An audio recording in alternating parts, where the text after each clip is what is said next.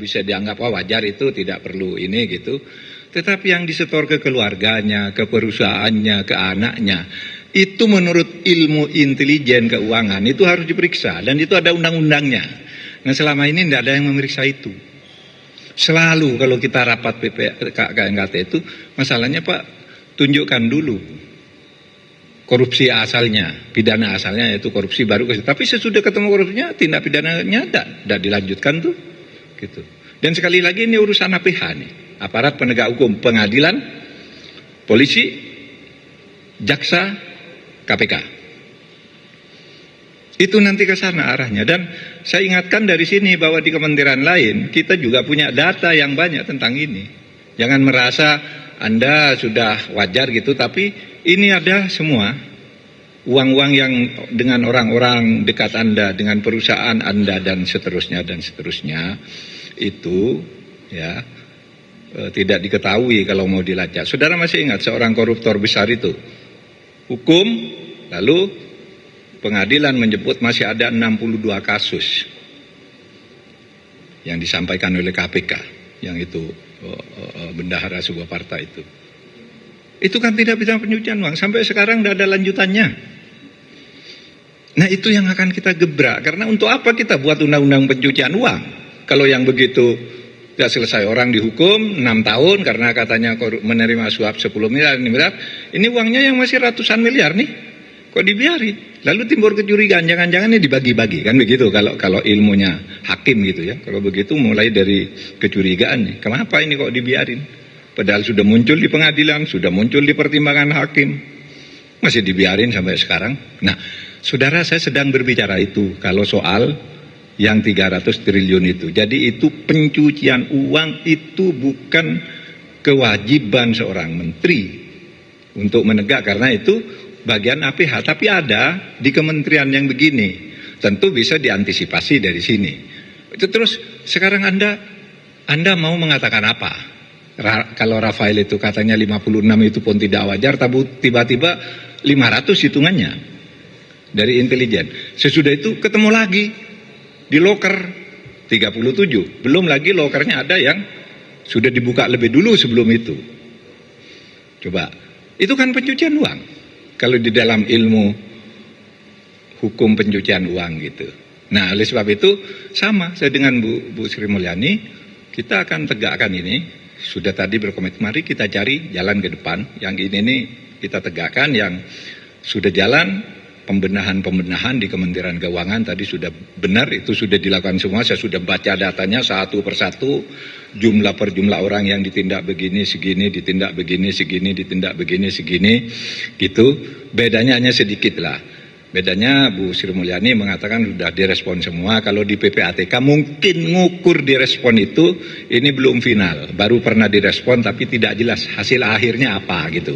Mungkin nanti kita akan klarifikasi lagi, akan buat klasifikasi bagaimana cara menganggap sebuah respon itu selesai atau cukup diberitahu sudah mulai diperiksa dan seterusnya, atau ini tidak usah dilaporkan lagi karena sudah dipecat, karena udah meninggal, karena udah pensiun, karena udah dipenjara. Mungkin saja yang seperti itu yang tidak ketemu. Tapi kalau semangatnya sama, tidak ada yang salah dari keterangan Bu Sri Mulyani dan tidak ada yang salah juga dari saya. Kita bicara satu ASN dan tugas mencegah korupsi di lingkungan kementerian. Saya bicara undang-undang tindak pidana pencucian uang, yang itu kita buat dengan sadar karena korupsi itu hanya bisa mampu menyelesaikan sedikit.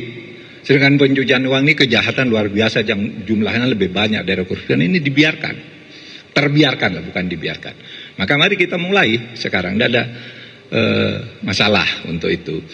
Nah saya kira kalau keterangan dari saya cukup sekian, dan tidak ada yang perlu dihentikan dari langkah ini, karena beda jalur. Yang Bu Sri Mulyani sudah terus melangkah dan sudah bagus, yang saya juga terus melangkah. Dan saya ingatkan kepada KL dari sekarang, di kementeriannya itu yang seperti ini nih banyak.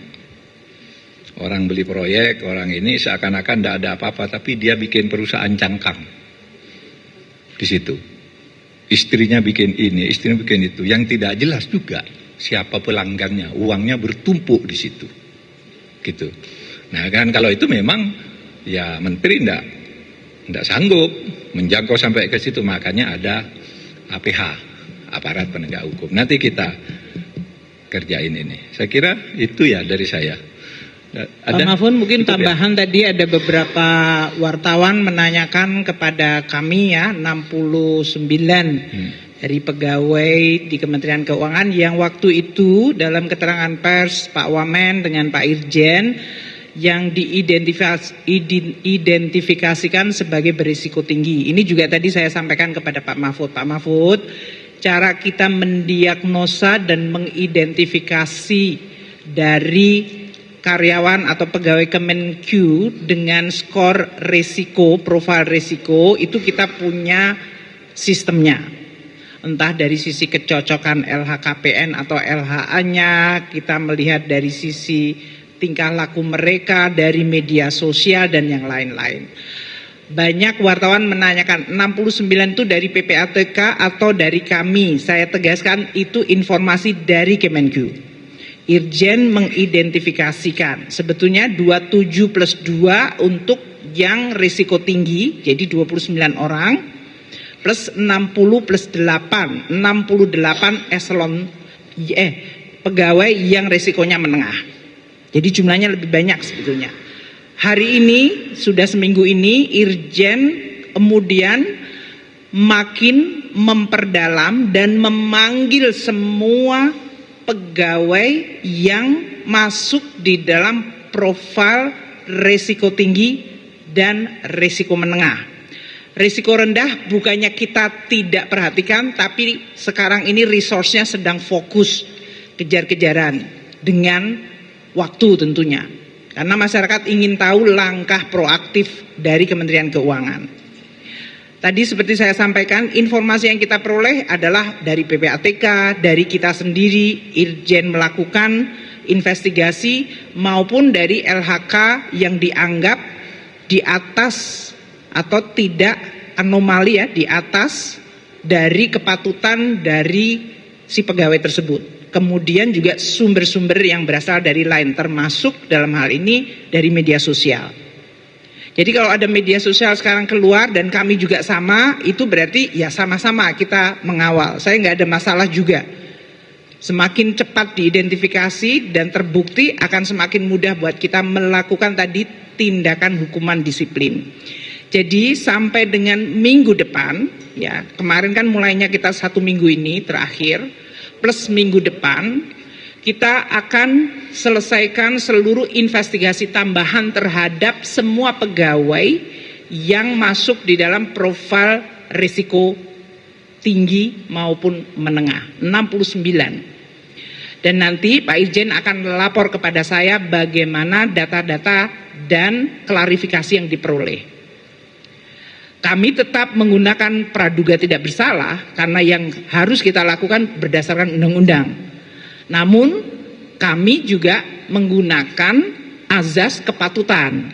Makanya di dalam berbagai komunikasi saya sampaikan, walaupun uang itu halal, kalau dianggap tidak patut oleh masyarakat bertindak seperti itu, kami dari Kementerian Keuangan juga minta seluruh jajaran Kementerian Keuangan untuk memperhatikan azas kepatutan dan kepantasan.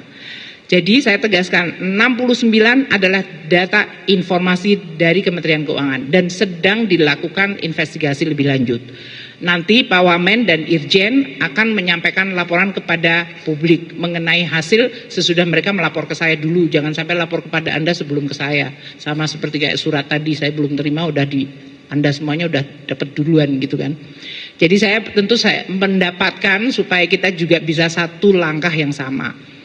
Poinnya adalah seperti Pak Mahfud tadi sampaikan, saya berterima kasih kepada seluruh pihak, media, para netizen, semua pegiat, aparat penegak hukum, Pak Mahfud, PPATK, yang ikut membantu untuk membersihkan Kementerian Keuangan.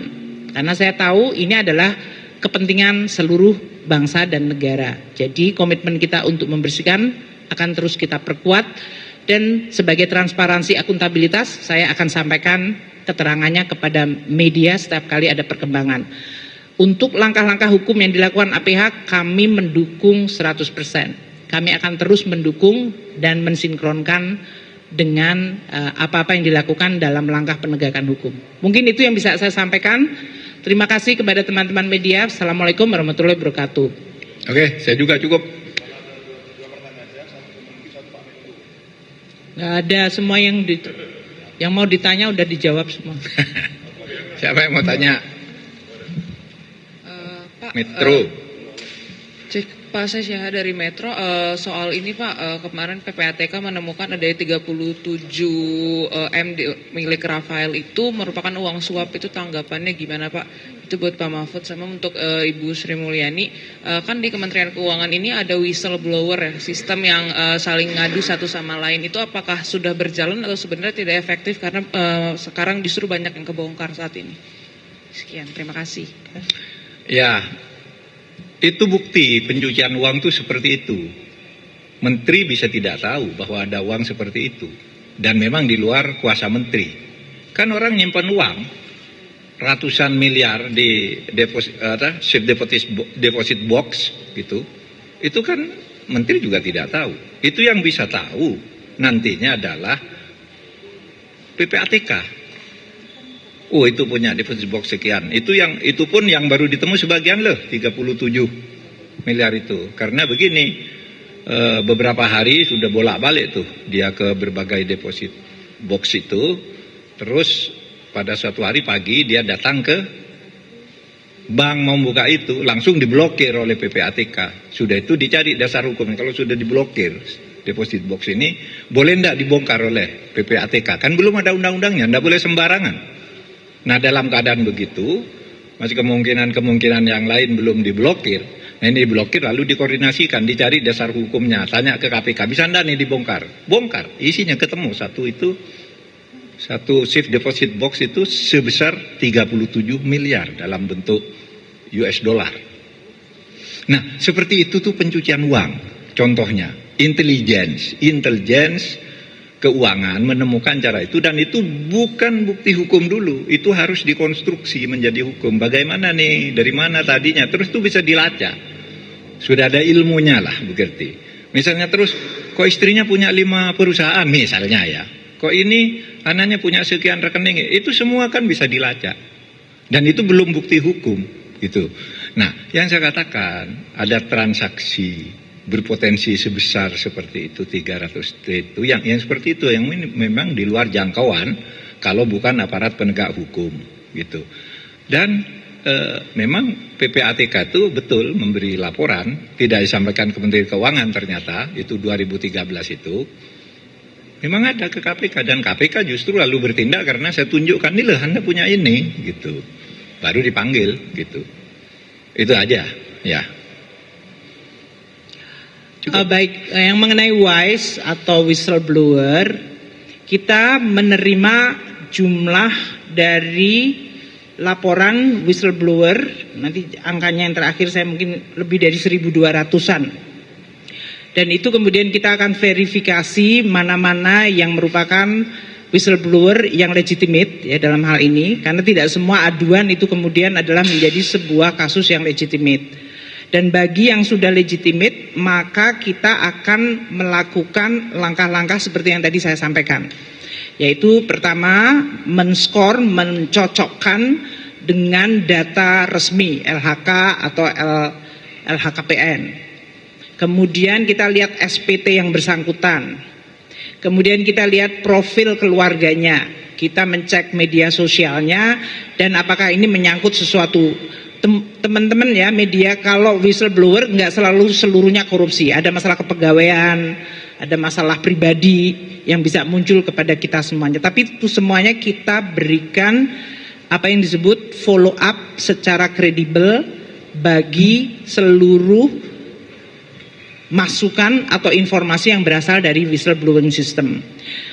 Pak Irjen telah menyampaikan mungkin minggu lalu bahwa kita punya 3 line of defense dan kita akan review lagi 3 line of defense. Defense pertama adalah di tempat mereka kerja, atasan langsung, dan bagaimana unit tersebut melakukan identifikasi risiko. Yang kedua, kita punya line of defense yang disebut kepatuhan internal. Ini kebutuhan internal dan langkah-langkah yang kita lakukan dengan Irjen, berapa banyak orang yang kita berhentikan atau mendapatkan hukuman disiplin, memang kami tidak menyampaikan ke publik. Tapi kalau memang Pak Mahfud bilang, Bu, supaya publik percaya saya laporkan ke publik, ya monggo saja, saya nggak ada masalah. Ini adalah rambu-rambu hukum yang kita lakukan. Jadi berapa orang mendapatkan hukuman disiplin berat, berapa ringan, nanti dari Irjen akan menyampaikan kepada teman-teman media semuanya. Mungkin itu ya, tapi saya akan meyakinkan Anda-Anda semuanya yang menyampaikan kemarin juga ada yang bilang, oh Bu Sri Mulyani cuma omong doang, saya menyampaikan laporan, ternyata enggak. Ini ternyata staf saya sendiri yang membuat investasi dan kena tipu dari investasi bohong yang disalahin saya. Investasi bodong ya dalam hal ini. Jadi banyak orang punya masalah keuangan itu semuanya bermuaranya seolah-olah ke kami gitu.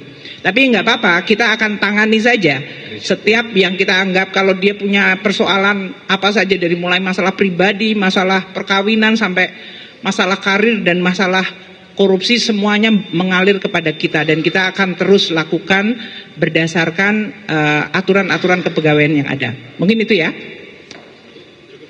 Cukup, salaman dulu Bu. Pak izin.